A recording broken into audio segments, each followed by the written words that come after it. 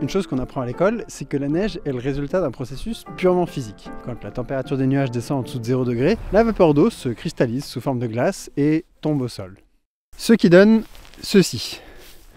Et c'est froid.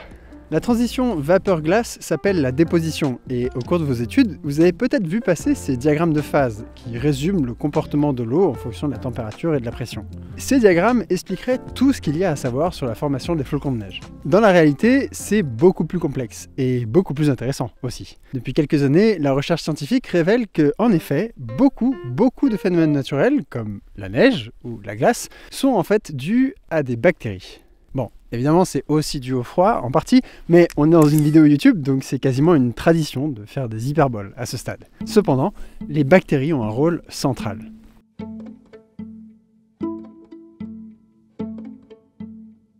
Une première chose à comprendre, et qui est totalement contre-intuitive, c'est que l'eau pure ne devient pas de la glace à 0 degré Celsius, ou tellement rarement que ça arrive en fait quasiment jamais. Pour illustrer ce phénomène, une petite anecdote racontée par le journaliste Curzio Malaparte dans son livre Caput. Pendant la Seconde Guerre mondiale, en plein hiver, un groupe de chevaux paniqués aurait fui un feu de forêt et se serait jeté dans les eaux glacées du lac Ladoga, situé sur la frontière russo-finlandaise à l'époque.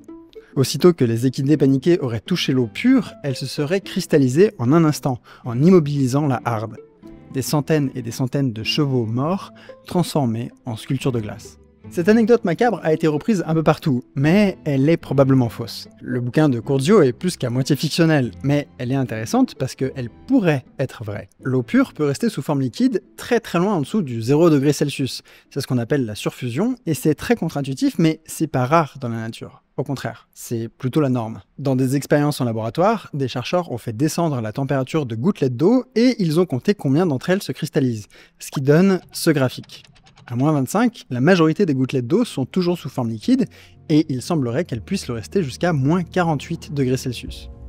Vous pouvez vous aussi en faire l'expérience très facilement chez vous. Il suffit de prendre de l'eau distillée, de la mettre au congèle, en général à moins 18 degrés, et d'attendre quelques heures. Quand vous retrouverez votre bouteille, elle sera toujours remplie de liquide. Ce n'est qu'en l'agitant ou en ajoutant des impuretés dedans qu'elle se cristallisera d'un coup.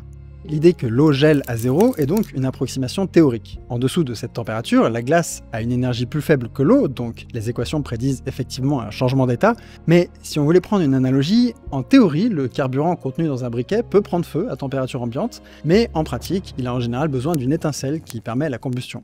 Et pour la création de cristaux de glace, il faut également une étincelle de départ, le noyau. La molécule d'eau est composée d'un atome d'oxygène et 2 atomes d'hydrogène avec un angle de 104,5 degrés. Cette structure lui donne une charge négative d'un côté et une charge positive de l'autre, et à cause de cette charge, le côté un peu négatif des molécules d'eau est attiré par le côté un peu positif des autres molécules d'eau, ce qui crée un pont hydrogène. En répétant cette association plusieurs fois, on obtient cette structure hexagonale qui est à la base de tout ça. Un flocon de neige est une répétition de milliards et milliards de ces unités hexagonales de molécules d'eau, et pour qu'il se forme, il faut d'abord commencer avec une structure à 6 faces. Quand les molécules d'eau sont à moins 48 degrés Celsius, l'énergie est extrêmement faible, et le premier hexagone qui se forme aura de très grandes chances de servir de grille pour la création de nombreux autres. Mais quand elles sont autour de 0 degrés Celsius, aucune chance. Les autres molécules d'eau autour ont trop d'énergie et rendent la structure instable. C'est un processus probabiliste, bien sûr, mais ça aide à comprendre pourquoi les cristaux de glace, comme ces flocons de neige, ont besoin d'un noyau de départ, qui fasse office d'échafaudage solide pour se former tout autour. De nombreuses molécules peuvent faire office de noyau, et les plus efficaces sont fabriquées par des bactéries. Bon, j'imagine que c'est pas tellement une surprise, après tout c'est dans le titre de la vidéo, mais est-ce que vous saviez qu'on utilise aussi ces bactéries sur les pistes de ski ? Snowmax est une entreprise américaine qui produit des composés à injecter dans les canons à neige. Et selon leur pub, ça améliore la production de flocons tout en diminuant les dépenses d'énergie. Ce qu'ils vendent sont des protéines inspirées de celles qui sont naturellement produites par une bactérie nommée Pseudomonas syringé. Cette bactérie a un effet qui est surtout visible en hiver. Elle crée du gel sur les plantes. Entre 0 et moins 5, les plantes sans Pseudomonas se portent généralement très bien, tandis que celles qui ont la bactérie sont couvertes de givre.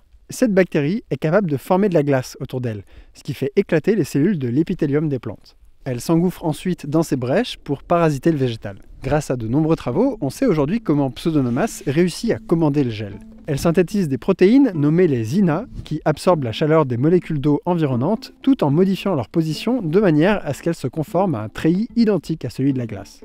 Comme on l'a vu, avoir cet échafaudage de départ est super important pour la création du cristal de glace, et ces protéines sont en quelque sorte des producteurs de glaçons qui agissent au niveau moléculaire. Des petites merveilles de nanotechnologie conçues au cours de milliards d'années d'évolution qui permettent de créer du givre sur commande. Personnellement, je trouve ça fascinant, mais ça ne s'arrête pas là. Depuis quelques années, les scientifiques se rendent compte que Pseudomonas syringé agit également sur l'atmosphère. En ouvrant des boîtes de pétri depuis un avion et en analysant le contenu de tempêtes de grêle, ils ont montré qu'il existe toute une flore bactérienne dans l'atmosphère. La plupart des grêlons étudiés n'avaient pas de bactéries à l'extérieur, mais ils en avaient beaucoup dans leur cœur. Ce qui indique que ce sont ces micro-organismes qui sont à l'origine des pains de glace qui vous ont bousillé le pare-brise. Une autre étude s'est intéressée aux chutes de neige et le résultat est le même. Des bactéries partout. Bien sûr, il n'y a pas que les bactéries qui peuvent déclencher les précipitations. Selon des études très récentes, la pollution industrielle et les microplastiques semblent aussi faire office de noyaux plutôt efficaces, ce qui nous donnera au moins un truc sympa à regarder quand on aura tous un cancer.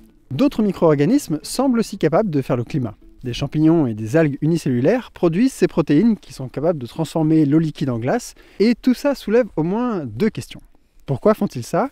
Et quel est leur impact sur la planète? Le pourquoi de la présence des bactéries dans les nuages est inconnu, mais pour la plupart des chercheurs, ça ressemble à une stratégie de dispersion.